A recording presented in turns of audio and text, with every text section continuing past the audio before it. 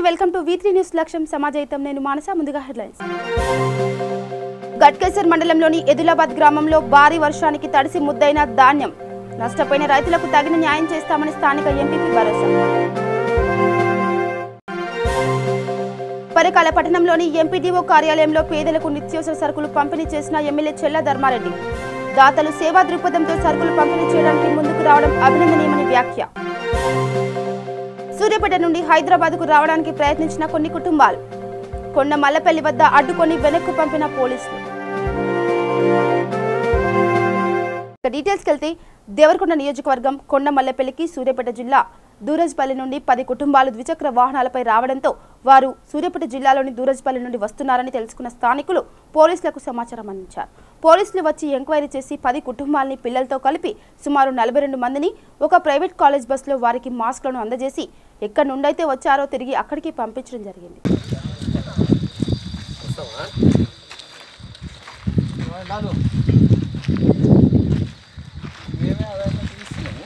మాకు వచ్చినట్టు పండుగారు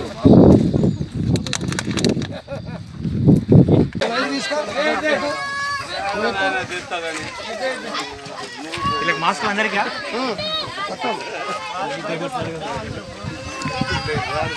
అలాగే 3 ఇది ఆ పిల్ల ఫ్యామిలీ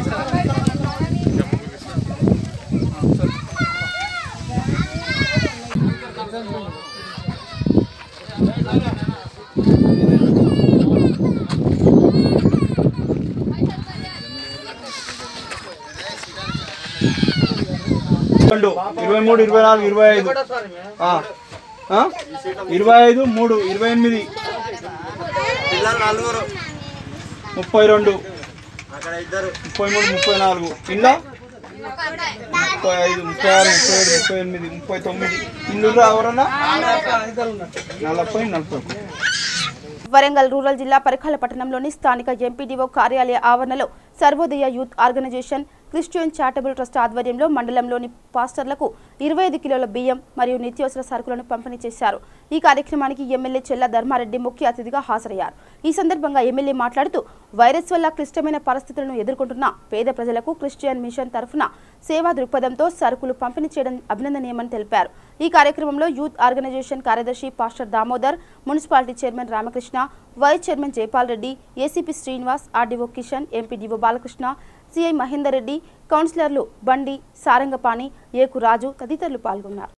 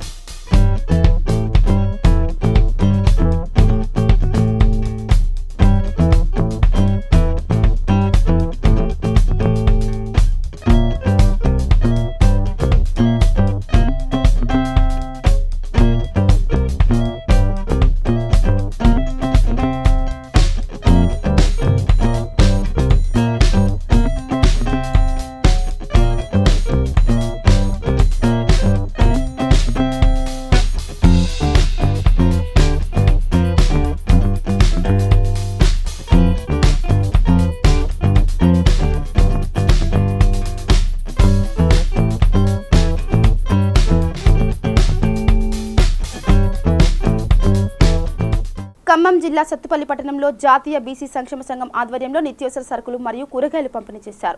కరోనా వైరస్ వ్యాప్తి చెందుతున్న నేపథ్యంలో కేంద్ర రాష్ట్ర ప్రభుత్వాలు లాక్డౌన్ ప్రకటించిన నాటి నుంచి నేటి వరకు ప్రతి ఒక్క ఆశా వర్కర్ సామాజిక బాధ్యతగా భావించి ఈ ప్రాంత ప్రజలకు ఎనలేని సేవలు చేస్తున్నారని ప్రతి ఒక్క ఆశా వర్కర్ని అభినందిస్తూ నిత్యావసర సరుకులు మరియు కూరగాయలని స్థానిక విశ్వశాంతి స్కూల్ నందు పంపిణీ చేసినట్లు ఆ సంఘం జిల్లా వర్కింగ్ ప్రెసిడెంట్ నారాయణవరపు శ్రీనివాస్ తెలిపారు. ఈ పంపిణీ కార్యక్రమంలో భాగంగా నియోజకవర్గ అధ్యక్షులు దుస్సం వెంకటేశ్వర్లు, డాక్టర్ కిరణ్, మండల అధ్యక్షులు పెడుగు సత్యనారాయణ మరియు నియోజకవర్గ నాయకులు పాల్గొన్నారు.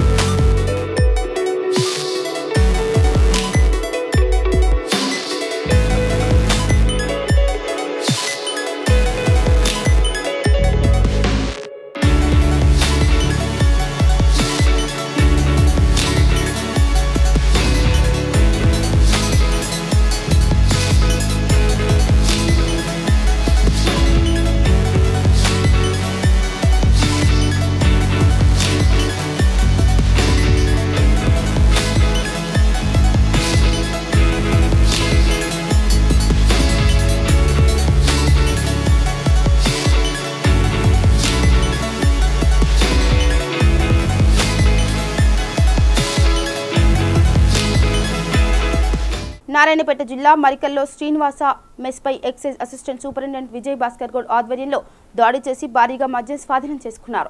లాక్డౌన్ అమల్లో ఉండగా అక్రమంగా మద్యం విక్రయించినందుకు మెస్ యజమానిపై కేసును నమోదు చేశారు. ఈ దాడుల్లో ఎక్సైజ్ ఇన్ఛార్జ్ సిఐ రమణయ్య మరియు నర్సిరెడ్డి పాల్గొన్నారు. మేడ్చల్ జిల్లా గట్కేసర్ మండలంలోని ఎదులాబాద్ గ్రామంలో భారీ వర్షానికి ధాన్యం తడిసి కాలువలో కొట్టుకుపోవడంతో బాధిత రైతులను గట్కేసర్ ఎంపీపీ ఏనుగు సుదర్శన్ రెడ్డి పరామర్శించారు. రైతులతో కలిసి ధాన్యం రాసులను పరిశీలించారు. నష్టపోయిన రైతులకు తగిన న్యాయం చేస్తామని భరోసా ఇచ్చారు. ఈ కార్యక్రమంలో MRO Vijayalakshmi, Medchal agriculture assistant director Venkatramareddy, మండల వ్యవసాయ అధికారి బాసిద్, ఏఈఓ సురేష్ రెడ్డి, ఎంపీటీసీ గట్టగల్ల రవి, ఉప సర్పంచ్ పాల్గొన్నారు.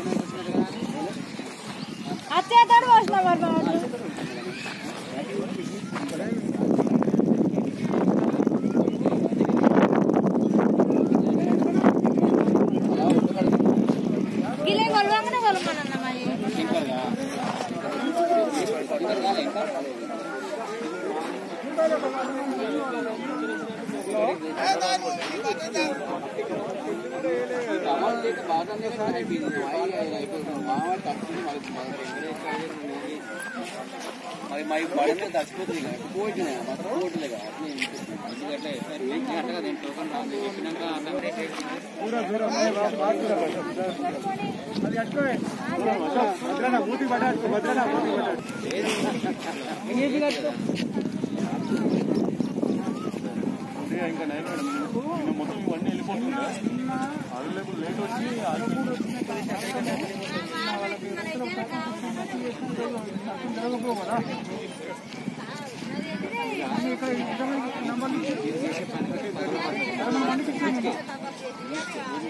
సార్ ఎంతమంది వరకు సార్ డబల్ పని ఎంతమంది వరకు ఎంతమంది వరకు డబల్ పని కదా రైతుకు ఇవన్నీ 180 మూట టోకన్ పూరమ టోపీ ఉన్నాయి. ఇక్కడ నుంచి అయినా నంబరింగ్ ఇచ్చినాక ఇమీడియట్ లిఫ్ట్ చేసే మార్గం చూడండి. లారీలు దొరకలేవని, లేకపోతే లేబర్ దొరకలేవని, లేకపోతే ఇవన్నీ సరుకులు దొరకలేవని చెప్తే రైతులు ఇబ్బంది పడుతున్నారు.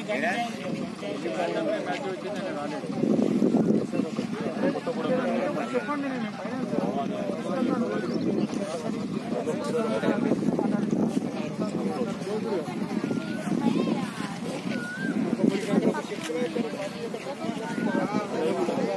మనం ఇంత ప్లానింగ్ ముందుకు వెళ్తే కూడా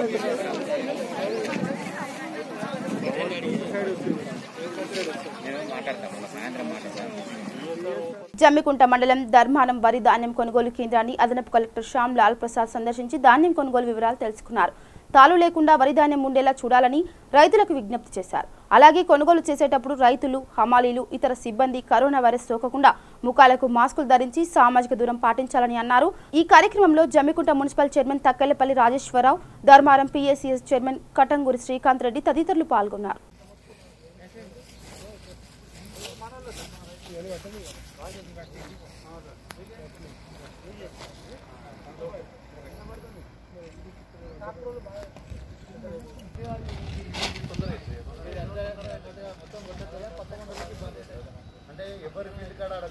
సంగారెడ్డి జిల్లా న్యాల్కల్ మండల పరిధిలోని సంగారెడ్డి నుండి బీదర్ వెళ్లే కర్ణాటక సరిహద్దు గల శంషాల్లాపూర్ గ్రామ ప్రాంతంలో చెక్పోస్టును జిల్లా అదనపు కలెక్టర్ వీరారెడ్డి ఆకస్మికంగా పర్యటించారు. పోలీస్, రెవెన్యూ, వైద్య సిబ్బందితో చెక్పోస్టు దగ్గర నమోదు చేసిన వాహనాల వివరాలు అడిగి తెలుసుకున్నారు. జిల్లా అదనపు కలెక్టర్ వీరారెడ్డి మాట్లాడుతూ ఇతర రాష్ట్రాల నుండి వచ్చే అత్యవసర వాహనాలకే అనుమతి ఇవ్వాలన్నారు. ఇతర వాహనాలు అనుమతించకుండా భారీ బందోబస్తు ఇలానే కొనసాగించాలని సూచించారు.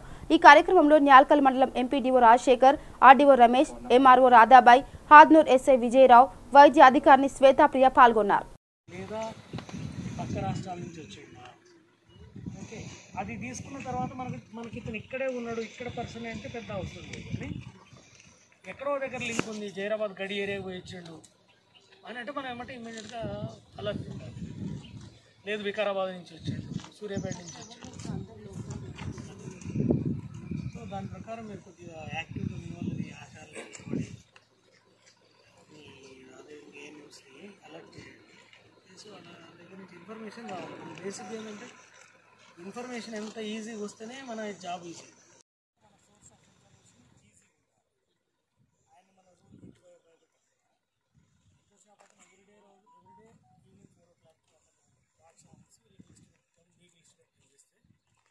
వాటన్నిటి కూడా టైప్ పెట్టి గూగుల్ స్ప్రెడ్షీట్లో చేస్తే వాళ్ళని ఏంటంటే ప్రతిరోజు కూడా అందులో సింగిల్ సింటమ్ ఉన్న పర్సన్స్ ఒక కేటగిరీ అంటే మల్టిపుల్ సింటమ్స్ కూడా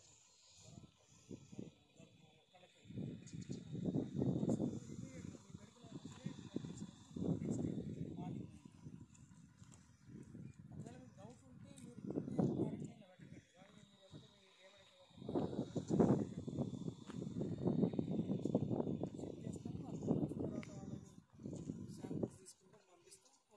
వస్తే నెక్స్ట్ డే పంపిస్తాం. అప్పుడు క్వారంటైన్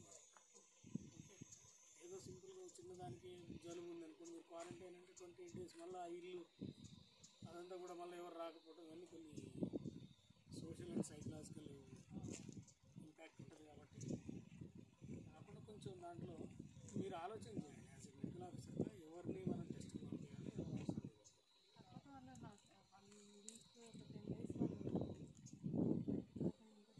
దానికి ఏంటంటే మీరు ఫస్ట్ చేయాల్సింది కేసు ఆ పర్సన్ యొక్క తీసుకోవాలి. అతనికి COVID-19 ఏమన్నా ప్రైమరీ సెకండరీ టెర్షరీతో లింక్ ఉందా? భద్రాద్రి కొత్తగూడెం జిల్లా పాల్వంచ, ములకలపల్లి, మనుగూరు, ఇల్లందు, అశ్వరావుపేట, అన్నపురెడ్డిపల్లి, దమ్మపేట తదితర మండలాల్లో ఉరుములు మెరుపులతో కూడిన భారీ వర్షం కురిసింది. ఈ అకాల వర్షానికి జిల్లాలోని పలు చోట్ల ధాన్యం తడిసి ముద్దయింది. లాక్డౌన్ నేపథ్యంలో ప్రభుత్వం కొనుగోలు చేస్తున్న ధాన్యం తడవడంతో రైతులు ఆవేదన వ్యక్తం చేస్తున్నారు.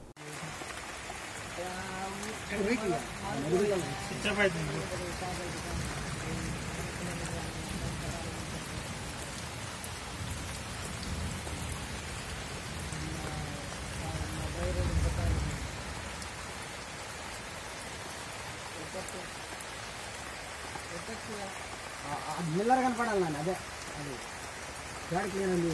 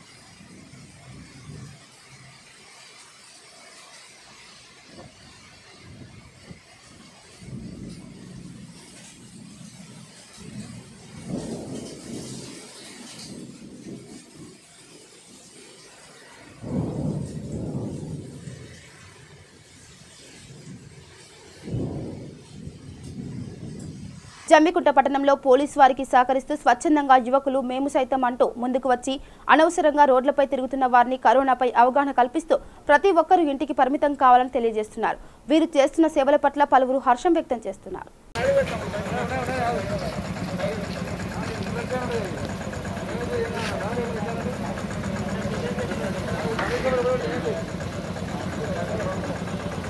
రాకేష్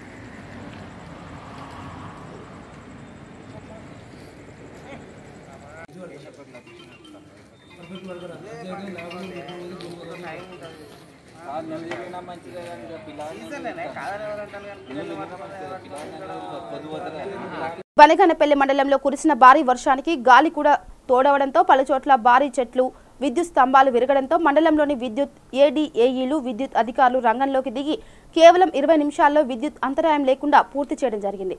అనంతరం ఏఈ నాగరాజు మాట్లాడుతూ మండలంలో కురిసిన వర్షానికి 50 స్తంభాలు క్రింద పడడం జరిగిందని, తమ సిబ్బందితో విరిగిన స్తంభాలను తీసివేసి కొత్త స్తంభాలు మార్చడం జరుగుతుందని అన్నారు.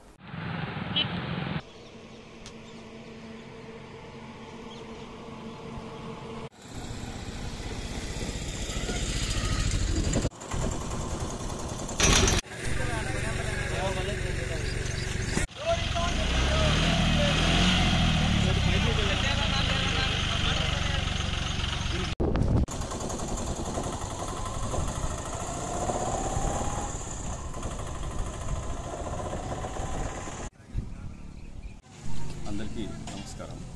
నిన్న గాలివాన సందర్భంగా బనగానపల్లె పట్టణము మరియు పరిసర మా యొక్క బనగానపల్లె మండలంలోని అక్కడ గ్రామంలో కూడా విద్యుత్ అంతరాయము జరిగింది. అయితే ఎమర్జెన్సీగా మా సిబ్బంది అందరూ ఇక్కడైతే లొకేషన్స్లో చెట్లు కానీ లేదంటే అంతరాయం జరిగిన చోట ఇమ్మీడియట్గా అంతరాయానికి జరిగిన చోట విద్యుత్ పునరుద్ధరణ చేయడం జరిగింది. తర్వాత మిగతా చోట్ల ఎక్కడైతే పోల్స్ పడిపోయాయో వాటన్నిటినీ గుర్తించి ఉదయమే వాటిని తిరిగి రీప్లేస్ చేయడం చేస్తున్నాము. తర్వాత ఈ కరోనా మహమ్మారి సందర్భంగా అందరూ ఇబ్బంది పడుతున్నారు కాబట్టి వారికి తర్వాత ఈ లాక్డౌన్లో కూడా మరి మా సిబ్బంది అధికారులు అందరూ ఎమర్జెన్సీగా ఏర్పాటు చేయడం. నిర్మల్ బైంసాలో గత 20 రోజుల నుంచి కొత్తగా కరోనా కేసులు నమోదు కావడంతో కంటోన్మెంట్ ఏరియాను 100 మీటర్లకు కుదించినట్లు మీడియా సమావేశంలో డీఎస్పీ నర్సింగ్రావు తెలిపారు. రంజాన్ మాసం ప్రారంభం కావడంతో పట్టణంలో ఉదయం 6 నుంచి సాయంత్రం 6 గంటల వరకు కిరాణా దుకాణాలతో పాటు కూరగాయలు, పండ్ల దుకాణాలు తెరిచి ఉంటాయని అన్నారు. సందర్భంగా వాళ్ళందరికీ శుభాకాంక్షలు తెలియజేస్తున్నాము. మీరందరికీ తెలుసు, గత నెల రోజుల పైనుంచి మన అందరము లాక్డౌన్లో ఉన్నాము. ఎన్నో ప్రయాసాలకు ఓడ్చి ఎన్నో నిబంధనలు పాటిస్తూ మన దగ్గర రిపోర్ట్ అయిన 2 కేసులను పెరగనీయకుండా మీ పోలీసు వాళ్ళు కానీ, రెవెన్యూ శాఖ వాళ్ళు కానీ, మున్సిపల్ వాళ్ళు కానీ పెట్టిన నిబంధనలు మీరంతా పాటిస్తూ మేము చెప్పిన ఇన్స్ట్రక్షన్స్ కూడా పాటిస్తూ ఈ యొక్క లాక్డౌన్ మీరంతా ఇన్ని రోజులు పాటించినందుకు మేము ముందుగా మీ అందరికీ కృతజ్ఞతలు తెలియజేస్తున్నాము. అయితే ఇప్పటికే అయిపోలేదు, ఇంకా ఇప్పుడు 28 రోజుల సైకిల్ ఒకటి కంప్లీట్ అయినది, ఇంకా 28 రోజులది ఇంకో సైకిల్ని కూడా మనం దాటాల్సి ఉంటుంది. ఇది ఒక ఛాలెంజింగ్ టైం. ఇప్పటి వరకు మనం చదువుకున్నాం, ఇప్పుడు పరీక్షా సమయం మనకు. ఈ పరీక్షా సమయంలో కూడా మనం పాస్ అవ్వాలంటే ఇప్పుడు అంతా మనము ఫాలో చేస్తున్న ఈ యొక్క సోషల్ డిస్టెన్సింగ్ కానివ్వండి, పరిశుభ్రత కానివ్వండి, అనవసరంగా బయటికి తిరగకుండా ఉండడం కానీ, అది ఇంకా కూడా 28 రోజుల వరకు పాటించాలని నేను అందరినీ రిక్వెస్ట్ చేస్తున్నాను. అట్లాగే ఈ 28 రోజులు దాటినందున మన యొక్క దగ్గర రిపోర్ట్ అయిన 2 కేసెస్ కూడా మళ్ళా ఫర్దర్గా ఏం కేసెస్ రిపోర్ట్ కానందుకు వాటిని రూల్స్ ప్రకారము వరల్డ్ హెల్త్ ఆర్గనైజేషన్ రూల్స్ మన గవర్నమెంట్ ఇచ్చిన నిబంధనల ప్రకారము అది 100 మీటర్లకు కుదించడం, 500 మీటర్ల నుంచి 100 మీటర్లకు ఆ యొక్క రెస్ట్రిక్టెడ్ ఏరియాని, కంటైన్డ్ ఏరియాని కుదించడం జరిగింది. దానివల్ల చాలా మట్టుకు ఏరియా ఇప్పుడు ఫ్రీ అయిపోయినది. ఫ్రీ అంటే ఇష్టం వచ్చినట్టు తిరగడం అని కాదు. ఇప్పటికి కూడా లాక్డౌన్ కంటిన్యూ అవుతుంది, కానీ ఎవరైనా అత్యవసర వస్తువులు కొనాలన్నా చేయాలన్నా బయటికి వెళ్ళాలి తప్పితే అనవసరంగా బయటికి తిరగకూడదు. అయితే ఇప్పుడు రంజాన్ మాసానికి సంబంధించిన టైమింగ్స్ మాత్రము పొద్దున 6 గంటల నుంచి సాయంత్రం 6 గంటల వరకు ఈ యొక్క షాప్స్ కానీ ఉంటాయి. ఓన్లీ ఎసెన్షియల్ కమోడిటీస్, ఇంతకుముందు లాగా గ్యాసు, వాటరు, పాలు, పెరుగు, మళ్ళా ఇప్పుడు కిరాణా షాప్స్ కూడా లాక్డౌన్ ఏరియా నుంచి బయటకు వచ్చినాయి కాబట్టి కిరాణా వస్తువులు, మళ్ళా కూరగాయలు, పండ్లు ఇవన్నీ కూడా అలౌ చేయడం జరుగుతుంది. కానీ ఇవన్నీ కూడా ఎక్కడ కూడా సోషల్ డిస్టెన్సింగ్ మెయింటైన్ చేయాలి. పర్టికులర్లీ కూరగాయల దుకాణంలో ఫ్రూట్ షాప్ల దగ్గర సోషల్ డిస్టెన్సింగ్ మెయింటైన్ చేయాలి. సోషల్ డిస్టెన్సింగ్ ఎక్కడైతే మెయింటైన్ కాదో అక్కడ అవి మేము క్లోజ్ చేయిస్తాం. కాబట్టి సోషల్ డిస్టెన్సింగ్ మెయింటైన్ చేయాలి. అనవసరంగా 2 వీలర్స్ మీద తిరగొద్దు. సాధ్యమైనంత వరకు నడుచుకుంటూ వెళ్లి కొనడము ఉత్తమము. హోటల్స్ కానివ్వండి, లేకుంటే వేరే ఇతరవి అన్ని ఏవి ఓపెన్ లేవు. ఓన్లీ ఇవి ఎసెన్షియల్ కమోడిటీసే ఓపెన్ ఉంటాయి. అది కూడా మార్నింగ్ 6 నుంచి ఈవినింగ్ 6 వరకు. ఇక మస్జిద్ల గురించి కూడా, ప్రార్థనల గురించి కూడా గవర్నమెంట్ ఇన్స్ట్రక్షన్స్ ఇచ్చింది. మౌజను ఇంకా ఇమాము కాకుండా ఇంకిద్దరు, అంటే మొత్తం 4 మాత్రమే ఈ యొక్క నమాజ్ లో అటెండ్ చేయాలి. వేరే వాళ్ళు వాళ్ళ ఇంట్లోనే నమాజ్ చదువుకోవాలి. కాబట్టి ఇంకా రాబోయే కాలంలో కూడా మీరందరూ కూడా మాకు సహకరించి ఈ యొక్క రానున్న కాలంలో 28 రోజుల ఏదైతే లాక్డౌన్ ఉంటుందో దాన్ని కూడా సఫలం చేసి మన యొక్క బైన్సాలో ఇంకా తదుపరి ఏమి కేసులు రాకుండా సహకరిస్తారని ఆశిస్తున్నాము. Thank you. సూర్యాపేట జిల్లా తుంగతుర్తి పట్టణంలో కరోనా మహమ్మారి వ్యాప్తితో మానవ జాతి విపత్కర పరిస్థితుల్లో పడిపోయిందని, ఇటువంటి ఆపత్కాలంలో వైద్యులు, పోలీసులతో పాటు జర్నలిస్టులు అత్యవసర సేవలను పాలు పంచుకుంటున్నారని, ఇది వారి త్యాగానికి నిదర్శనమని సీఎం పీఆర్ఓ టీయూడబ్ల్యూజే సభ్యులు రమేష్ హజారే అన్నారు. ముఖ్యమంత్రి కేసీఆర్ ఆకాంక్షకు అనుగుణంగా టీయూడబ్ల్యూజే రాష్ట్ర అధ్యక్షులు అల్లం నారాయణ సూచనల మేరకు తుంగతుర్తి మండల కేంద్రంలో కరోనా ఆపత్కాల సమయంలో తమ వంతుగా నిత్యావసర వస్తువులను CM PRO Ramesh Hazare press క్లబ్లో జర్నలిస్టులకు అందజేశారు. ఈ కార్యక్రమంలో ఉమ్మడి నల్గొండ జిల్లా DCCB chairman, single window chairman Gudipati Saidulu, TRS party జిల్లా నాయకులు ఓరుగంటి సత్యనారాయణ, తుంగతుర్తి మండల జర్నలిస్టులు పాల్గొన్నారు. సాహసోపేతమైన కార్యక్రమమే. ఒక జర్నలిస్టుగా, ఒక యూనియన్ రాజ్యునిగా, ఉపాధ్యక్షునిగా, అదే సమయంలో సీఎం కేసీఆర్ గారి మరి పిఆర్ఓగా, ప్రజా సంబంధాల అధికారిగా ఈ గడ్డ మీద కూడా వాస్తవునిగా నాకు కొంత బాధ్యత ఉంది. మరి మన మిత్రులతో ఆ కష్టకాలంలో కూడా పంచుకోవాలనే చిన్న ఒక భక్తిగా నా వంతుగా ఎదురు చేస్తున్నాను. ఈ ప్రపంచవ్యాప్తంగా ఇవాళ మనసున్న మనుషులందరూ బయటికి రావాల్సిన సందర్భం. మానవత్వాన్ని గుర్తించుకొని తోటివారి సహకరించాల్సిన సందర్భం. ఈ కోణంలో తెలంగాణ జర్నలిస్ట్ యూనియన్ అధ్యక్షుడైనటువంటి రాష్ట్ర అధ్యక్షుడైన అల్లం నారాయణ గారు, బీజేపీ అధిష్టానం పిలుపుతో బీజేపీ నేతల సేవా కార్యక్రమాలు కొనసాగుతున్నాయి. కరోనా కష్టకాలంలో ప్రజల ఇబ్బందులపై స్పందించాలన్న మోదీ పిలుపుతో విశాఖలో ఆ పార్టీ నేతలు విస్తృత స్థాయిలో ప్రజలకు అండగా నిలుస్తున్నారు. ఈ క్రమంలో విశాఖలో హాకర్స్కు నిత్యావసర వస్తువులను ఆ పార్టీ ఎమ్మెల్సీ మాధవ్ పంపిణీ చేశారు. కరోనాను తరిమి కొట్టేందుకు ప్రతి ఒక్కరూ బాధ్యతగా కృషి చేయాలని అన్నారు. ఈరోజు రూపాకుల విశాలాక్షి చారిటబుల్ ట్రస్ట్, అలాగే బీజేపీ మెడికల్ సెల్ ఆధ్వర్యంలో ముఖ్యంగా ఎవరైతే ఇక్కడ స్ట్రీట్ వెండర్స్ ఉన్నారో, తూపుడు బండ్లకు సంబంధించిన వాళ్ళందరికీ కూడా రేషన్ ఇవ్వటం జరిగింది. మన రవికుమార్ గారి ఆధ్వర్యంలో ఏదైతే పేదవాళ్ళు ఎవరు కూడా ఆకలితో అలమటించకుండా ఉండాలని నరేంద్ర మోడీ గారు పిలిపించారు. దానికి అనుగుణంగానే దేశవ్యాప్తంగా అనేక రకాలుగా హోమ్స్ని క్రియేట్ చేశారు. విశాఖపట్నంలో సుమారు 23 హోమ్స్ క్రియేట్ చేసి ఎవరైతే నిరుపేదలు, అభాగ్యులు, అడుక్కు తినేవాళ్ళు అందరినీ కూడా పెట్టి 3 పూట్ల భోజనం పెట్టి ఆ విధంగా ఆదుకుంటున్నారు.